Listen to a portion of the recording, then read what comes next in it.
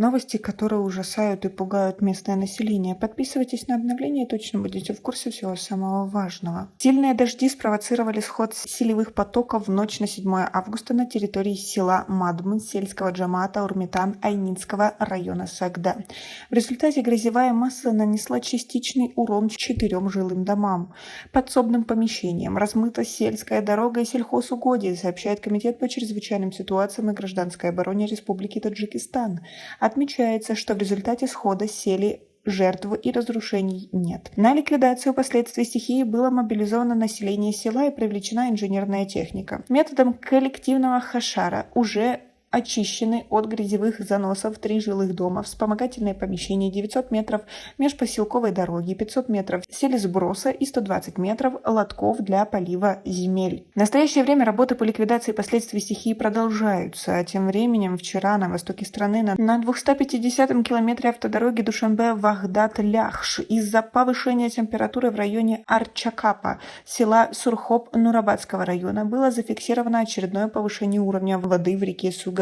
Вышедшая из берегов вода подтопила 150-200 метров этой дороги. Участок был засыпан камнями и гравием. Движение автотранспортных средств остановлено. В результате стихии жертв и разрушений нет, отмечается в сообщении КЧС. На место происшествия прибыла мобилизованная рабочая группа из числа сотрудников профильных министерств и ведомств, которые совместно со специалистами Комитета по чрезвычайным ситуациям, работы по устранению стихийного бедствия и подготовки предложений по берегоукрепительным и селезащитным работам. При этом ГЧС предупреждает, что угроза селевых потоков не пропала и призывает население быть максимально бдительными, чтобы не наражать свою жизнь на опасность. Аймамали Рахмон выразил соболезнования семьям погибших в ужасной аварии, произошедшей в Кулябе в воскресенье 6 августа.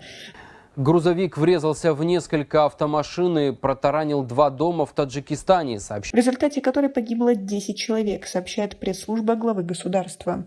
Отмечается, что президент также пожелал скорейшего выздоровления пострадавшим.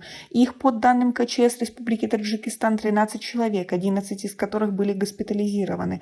В настоящее время состояние 5 оценивается как тяжелое, они находятся в реанимации. Глава государства также поручил соответствующим структурам и органам оказать материальную помощь семьям погибших, принять незамедлительные меры по лечению пострадавших и восстановлению поврежденных домов. Напомним, ДТП произошло в воскресенье в 19:30 на трассе Душанбе-Куляб-Харок. Грузовик Дулан у Кулябского рынка Самани протаранил несколько легковых автомобилей и врезался в дома. По данным МВД Республики Таджикистан, у грузовика отказала тормозная система. По факту ЧП возбуждено уголовное дело. Как вы относитесь к такой обстановке в стране? У нас пока на этом все. Оцените наше видео подпиской и лайком. До скорой встречи.